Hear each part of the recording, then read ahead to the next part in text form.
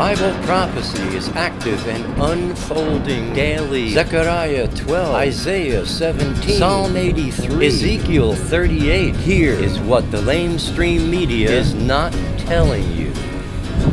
Shalom, my friends. Welcome to this week's newscast. From the Jewish press, according to Friday's Wall Street Journal, in an explosive report, we learned that ever since 2012, the United States has been spying on Israel in order to prevent the Jewish state from attacking suspected Iranian nuclear sites. The White House had sent an additional aircraft carrier to the region after learning that Israeli aircraft had flown into Iranian airspace in what U.S. officials feared was a test run for an attack on Iran's Fordow plant. The carriers had attack aircraft on board prepared to respond to any Israeli attack on Iran. And if that wasn't enough to put some serious strain upon the ongoing deceptive claim that the U.S. is Israel's strongest supporter, U.S. officials also revealed to the Journal that Israel was responsible for the assassination of Iranian nuclear scientists. Several U.S. officials also claimed that Israel wanted to strike Iran in 2012 and that the United States pressured Israeli officials into retreating. Further, the U.S. attempted to keep its nuclear power negotiations with Iran concealed from Israel because of disagreements over the extent to which Iran should be permitted to pursue a nuclear program. And the last frontier of major supporters of Israel was conquered last Tuesday, October 20th, when Canada voted in its first new leader in nearly a decade in a general election that handed Justin Trudeau's Liberal Party an absolute majority and dealt a stunning blow to incumbent Prime Minister Stephen Harper, who held the position since February of 2006. Trudeau, earlier this month, addressed the Reviving the Islamic Spirit Conference and was criticized by Jewish groups and media outlets because of allegations of a link between one of its sponsors, Horvath Canada, and the militant group, Hamas. Horvath's charitable status was revoked last year by the Canada Review Agency, which alleges the group used deceptive fundraising to send almost $15 million in donations to organizations with ties to Hamas, which governs the Gaza Strip. And Horvath pulled out of the Reviving the Islamic Spirit Conference a few days after all the publicity generated by Trudeau's planned appearance started taking on a buzz.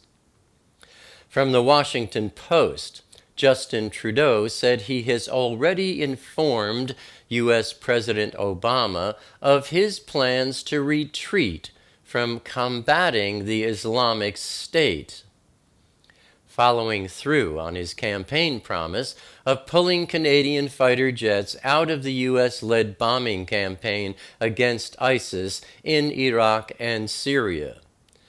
Trudeau's party wants to provide more humanitarian aid in Iraq and Syria and plans to have Canada's military engage more in training rather than bombing missions. On Thursday last week, Trudeau announced, quote, "As families, friends, and neighbors come together to reflect on the past year, we take this opportunity to recognize the many important contributions the Muslim community has made to Canadian society. The first day of Muharram stands as a reminder of Canadian diversity and that we are stronger, not in spite of our differences, but precisely because of them." There's a new one, right? Continuing, it's also a reminder of our basic Canadian values and rights embodied in and protected by our Charter of Rights and Freedoms. Close quote. Muharram is the first month marking the new year of the Islamic lunar calendar. From the Gatestone Institute, a Muslim invasion of Europe.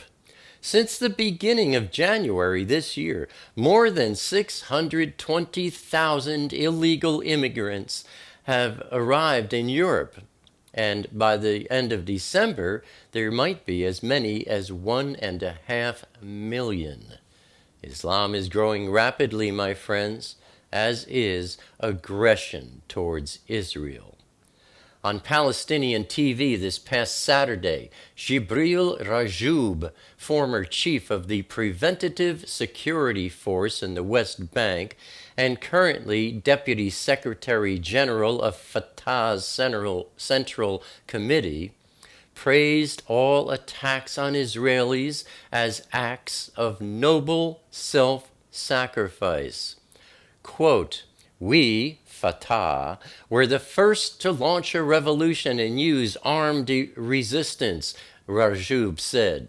"The way towards statehood and identity is through resistance." Close quote. And Hamas is making every effort to execute a large-scale terror attack in the West Bank that would serve as the final nail in the coffin for the Palestinian Authority as it is today. From Bloomberg, Russian officials now admit that Moscow's aim in Syria is far broader than the publicly announced fight against ISIS. The Kremlin's real goal is to help Syrian President Assad retake as much territory as possible. The major assault on Aleppo, Syria's most populous city, is being coordinated by Major General Qasem Soleimani, the leader of Iran's Quds force, employing Iranian troops, Hezbollah forces, and Shiite militias from Iraq and elsewhere. Also, 3 jihadist groups in Syria have formed a joint operations room in the Damascus countryside to combat the Syrian regime and Russian forces. They include Al-Nusra Front, Ahrar al-Sham, and Ajnad al-Sham. Damascus, Isaiah chapter 17, first couple of verses, is, burgeoning. We want to keep our eyes on Damascus. Israel's ambassador to UNESCO, Carmel Shama HaKohen, said, quote, "While Jews are being massacred on their way to pray, Palestinians are asking to strongly condemn violence and illegal measures that allegedly infringe on the religious freedom of Muslims. The new proposal is tantamount to pouring fuel on the fire of incitement and ongoing terror instead of being responsible and calming down the situation. Of course, we must not despair or get alarmed, as they have lies, whereas we have ethical, realistic, and historical truth, and it will triumph. The Jewish people in the Western Wall are one, and the chances of the Palestinians to Islamize the Western Wall are the same as the chances of Islamizing the Jewish people. Even the morning after the vote, the Israeli flag will fly over the wall." Close quote. From the Times of Israel, the Palestinians have withdrawn their demand that UNESCO declare the Western Wall an integral part of the Al-Aqsa Mosque compound on Jerusalem's Temple Mount, Israeli officials said last Wednesday. However, the resolution still contains a request to recognize Rachel's tomb in Bethlehem and the tomb of the patriarchs in Hebron as Muslim sites.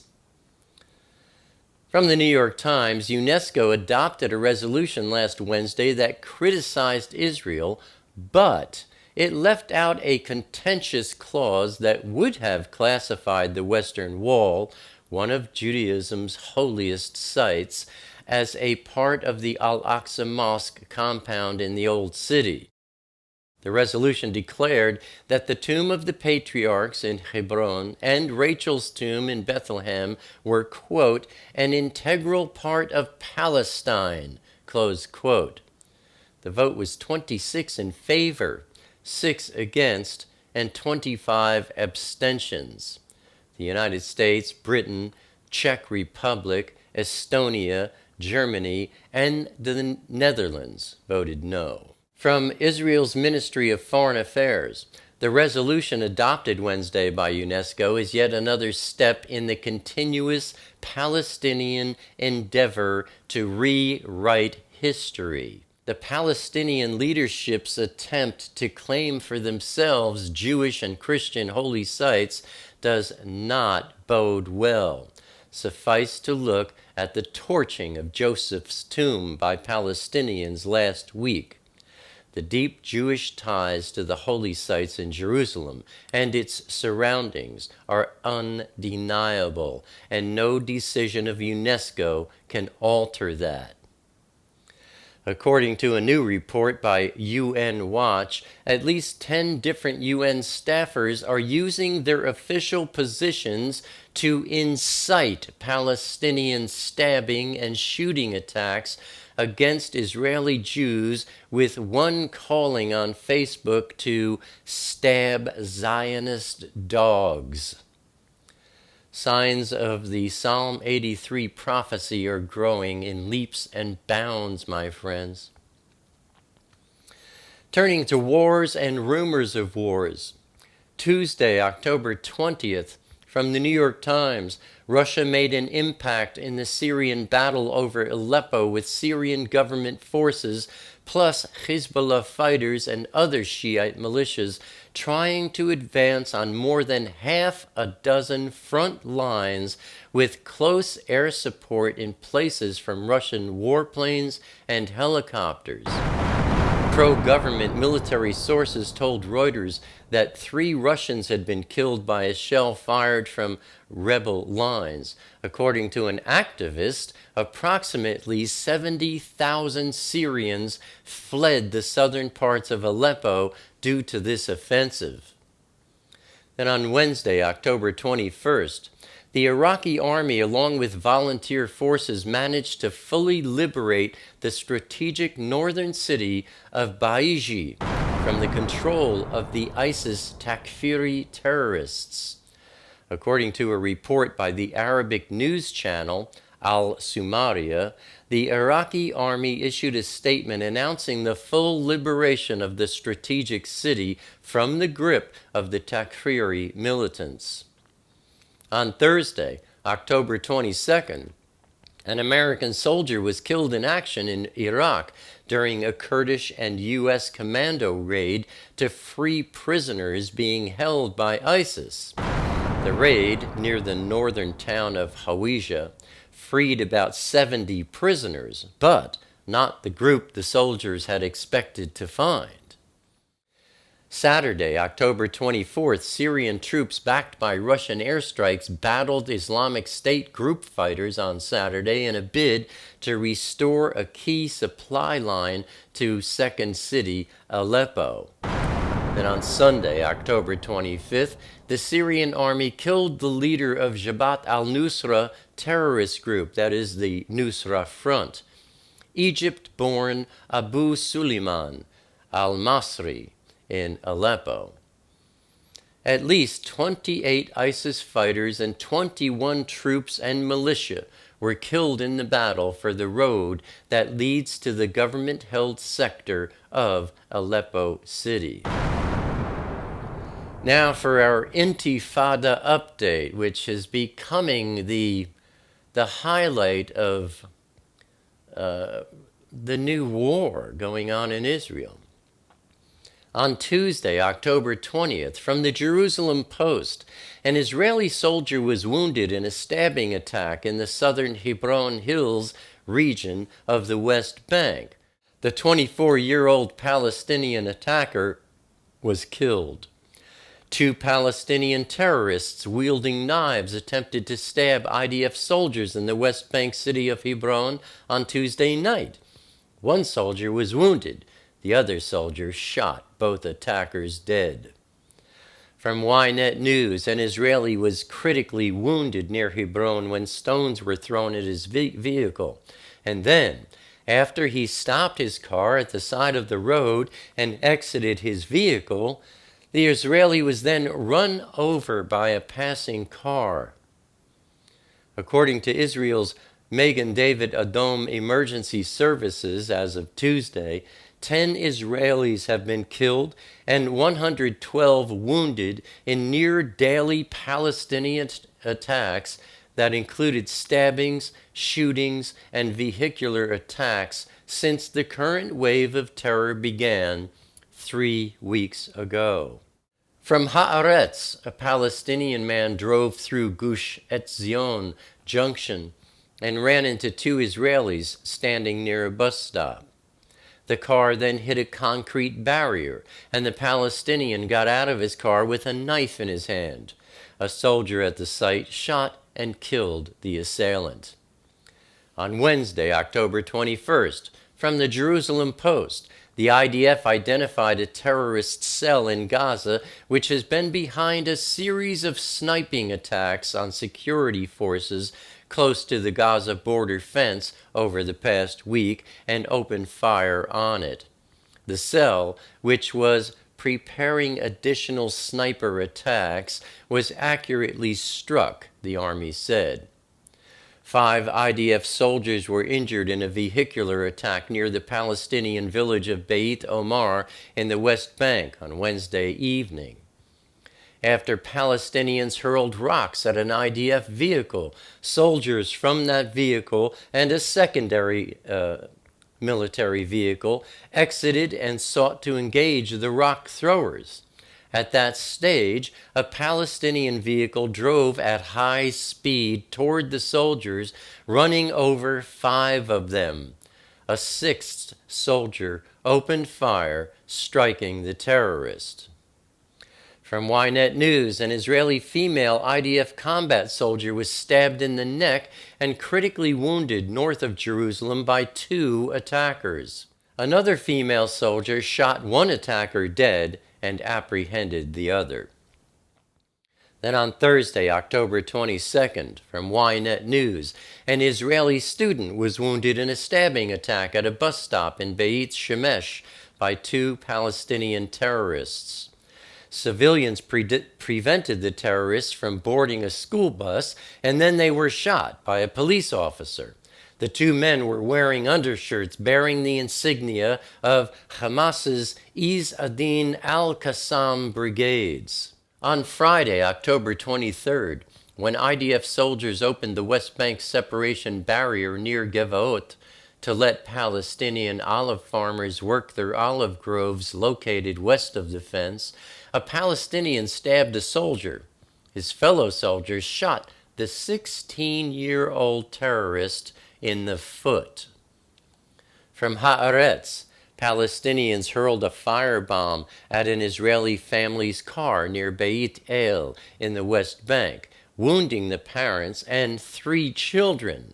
The 4-year-old girl sustained burns to 35% of her body.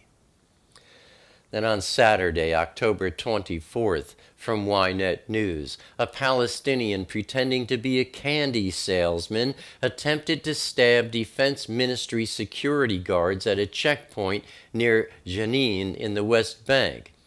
As he charged at the guards with a knife in his hand, he was shot and killed. On Sunday, October 25th, from Ynet News, an Israeli was wounded in a stabbing attack at the entrance to Metzad in eastern Gush Etzion. The Israeli's car was pelted with stones, and he was hit in the head, causing him to pull over and leave his vehicle. He was then stabbed by a Palestinian man. The Israeli opened fire at the terrorist and wounded him, but the terrorist managed to flee towards the nearby village of Sa'ir. From Haaretz, a Palestinian man stabbed an Israeli at a bus stop in the West Bank. And according to Channel 2, the suspect approached the bus stop wearing a kippah, that is a Jewish skull cap. The 26-year-old attacker was later apprehended by security forces. From the Jerusalem Post, a Palestinian woman at the entrance to the cave of the patriarchs in Hebron was asked for identification, but suddenly took out a knife and started walking toward the police while screaming at them. She was killed by border policemen before injuring anyone. And on Monday, October 26th, from the Jerusalem Post, a Palestinian stabbed a 19-year-old Israeli in the neck on Monday morning near Kiryat Arba in the West Bank, seriously injuring him. Security forces killed the terrorist. Now to recap the news. Hatred for Israel is growing in leaps and bounds and in a plethora of ways. And now, even Canada is no longer Israel's friend. It has become official. No nation is left to support Israel, my friends. Prophecy unfolding. Zechariah, that's Zechariah, chapter 12, verses 3 and 4 reads, "And in that day I will make Jerusalem a heavy stone for all the peoples. All who lift it will be severely injured, and all the nations of the earth will come and be gathered against it," Israel. "In that day, declares Yahweh, I will strike every horse with panic and his rider with madness, but I will open my eyes and watch over the house of Judah, and will strike every horse of the opposing nations with blindness." Also, the prophecy of Psalm 83, verses 2 and 4 is flowering. "For behold, your enemies are in tumult, and those who hate you have raised their heads in hatred of you. They concoct crafty schemes against your people and conspire together against your hidden and precious ones. They have said, 'Come and let us wipe them out as a nation. Let the name of Israel be remembered no more.'" Islam is also growing in leaps and bounds. By the end of this year, there may be as many as 1.5 million additional illegal Islamic migrants who have arrived in Europe. Intifada attacks against all Jews are being promoted, encouraged, and even praised. Russia's real goal is to help Syrian President Assad retake as much territory as possible. Palestinians are trying to claim all Jewish and Christian holy sites as Islamic properties. Russia made an impact in the Syrian battle over Aleppo with Syrian government forces, plus Hezbollah fighters and other Shiite militias. The Iraqi army, along with volunteer forces, managed to fully liberate the strategic northern city of Baishi. An American soldier was killed in action in Iraq during a Kurdish and U.S. commando raid. Syrian troops, backed by Russian airstrikes, battled ISIS in a bid to restore a key supply line to Aleppo. The Syrian army killed the leader of Jabhat al-Nusra terrorist group. At least 28 ISIS fighters and 21 troops and militia were killed in the battle for the road that leads to the government-held sector of Aleppo city. An Israeli soldier was wounded in a stabbing attack. 2 Palestinian terrorists wielding knives attempted to stab IDF soldiers in the West Bank. An Israeli was critically wounded near Hebron when stones were thrown at his vehicle and was then run over by a passing car. A Palestinian man drove through Gush Etzion Junction and ran into 2 Israelis standing near a bus stop. The IDF identified a terrorist cell in Gaza which has been behind a series of sniping attacks on security forces. 5 IDF soldiers were injured in a vehicular attack. An Israeli female IDF combat soldier was stabbed in the neck by 2 attackers. An Israeli student was wounded in a stabbing attack at a bus stop. A Palestinian stabbed a soldier and his fellow soldiers shot the 16-year-old terrorist in the foot. Palestinians hurled a firebomb at an Israeli family's car, wounding the parents and 3 children. A Palestinian stabbed a 19-year-old Israeli in the neck. An Israeli was wounded in a stabbing attack. A Palestinian man stabbed an Israeli at a bus stop in the West Bank. A Palestinian pretending to be a candy salesman attempted to stab Defense Ministry security guards at a checkpoint near Jenin in the West Bank. And a Palestinian woman at the entrance to the Cave of the Patriarchs in Hebron suddenly took out a knife and started walking toward the police while screaming at them, but was killed by border policemen before injuring anyone. And that, my friends, is what the LameStream Media is not telling you. Abba willing, I'll see you here again next week. Until then, stay safe.